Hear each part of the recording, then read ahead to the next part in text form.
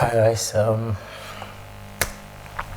yeah, Friday the 13th. That was a few days ago.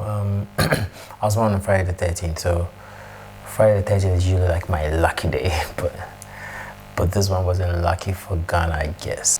In the midst of all of this pandemonium or chaos, I feel like life should go on and people should still live. And as a creative person, I'm just thinking of how this has impacted the creative economy and the creative industry, and whether work will still go on. But I feel like, yeah, I mean, work should still go on because in the midst of all of this, our services and our expertise are needed. I just thought I'd share a few things with you, things that I've been thinking about in my head, and I think it would be great if I share it with you. First of all, this goes out to, say, filmmakers and photographers and people who go out on the field to work as creatives. I mean, don't be shy to overprotect yourself. I know people are saying all sorts of things like the mask doesn't protect you 100%, and the hand sanitizer and wash your hands, etc. I get all of that. But my best bet is you might as well just use everything. I mean, you might as well just put on a mask, you might as well put on gloves, use your sanitizer. Have like water in your car or wherever.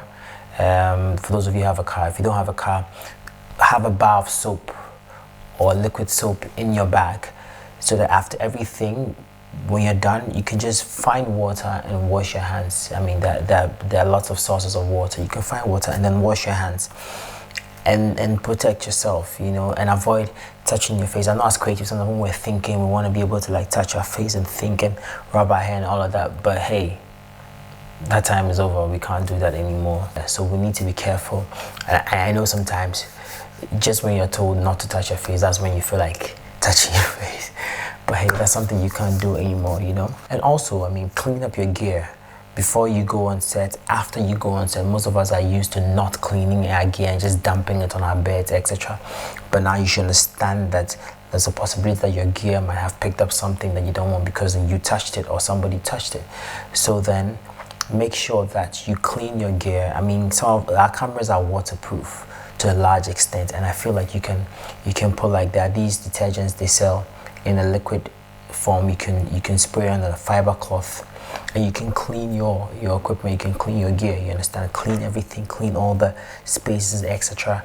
And when you come back, remove your strap, put it in Dettol or something, or like a disinfectant, and then clean it up, and wash it up and dry it. There's a time to buy an extra strap just in case you have another shoot tomorrow. This goes to filmmakers and all photographers out there, Another thing I'll say is scrutinize your booking. Who's booking you? Where's the person taking you? What is the mode of transportation? Who are you filming? All of that. Ask yourself all those questions before you take on a booking, because the truth is you can't commit to a booking and accept payment and go somewhere you'll be exposed. We're all being asked to stay indoors, but we still need to make money, so we still need to be very careful on how to conduct business. I guess with all this time indoors, you might as well just edit. I'm sure there are things that you've edited already that you probably wanted to do it better. So yeah, there's a time to edit it. There's a time to put out your new show reel. There's a time to pick up that old material and cut like a new version of it and put on your portfolio. There's a time to clear all the backlog of work that you have doing, and not just do it, but do it properly. There's a time to dedicate some time to excellence in your post-production work so that your work can get better within this period, because then there's sort of like a slow down on things. But things will pick up again. We trust God, things will pick up again, and by that time you'll have bettered your skill. Learn, and learn. You just can't stop learning. Even on a regular day, even when everything was normal, we were learning. How much more now? There's a time for you to sit back and learn. If there's anything you haven't learned, if there's any technique you haven't mastered, this is the time to learn that technique, master it well, learn about it, read about it, do your research, equip yourself with the knowledge, because when the world comes back to normal, you should be a better person, a better shooter, a better creative person. Most of us are used to the idea of working remotely, and this is like, it's like heaven for us. But yeah, this is a time for us to fine-tune our remote working skills. There's a time to put in the structures on how you work remotely and work remotely efficiently, and let your clients trust the fact that they can trust you to work remotely. There's a time where we build trust because our clients don't have a choice, so then they would go to people they trust, can work remotely and deliver to them still. So this is the time to better your skill. Oh, and one last tip for filmmakers: when you enter that room and you're going to film that person, open the windows. I know you have a light kit and all of that, but I don't know why filmmakers do that. When you enter a room, open the windows, just in case there's something out there. At least there's some air coming in. I don't know how scientific that is, but just open the windows and let light flood in. You understand?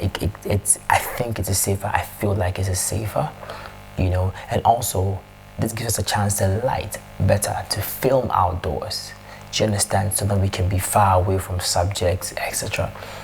I mean, let's not shut on the lights when you're filming something like an interview. Just open up a light and let the light streak in.